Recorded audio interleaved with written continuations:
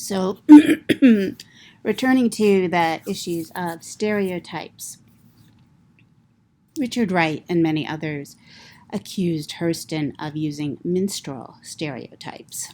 And minstrelsy was a form of theater well known for 19th century depictions of Black people with white actors who used burned cork to blacken their face.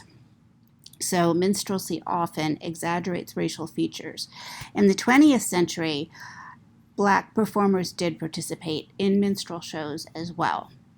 So TK's other profession, shall we call it, as a guitar player and musician, harkens this idea of minstrelsy, which depicts Black men in particular as simple-minded, happy, and usually overly dressed.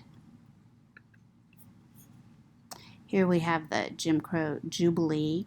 Now, one of the other problematic parts of this stereotype is the extreme joy that people supposedly experience despite being on chain gangs, working as tenant farmers or sharecroppers, and living through Jim Crow in an era of lynching. Here is Happy John, and again, his dress, his moth-eaten clothing, his facial expression don't suggest dignity, whereas the more dignified images show the gentleman as being overdressed and pretentious. Here we have a tobacco label depicting the old Virginia idea of the plantation romance, meaning that people during slavery lived happily and without any awareness of their oppression.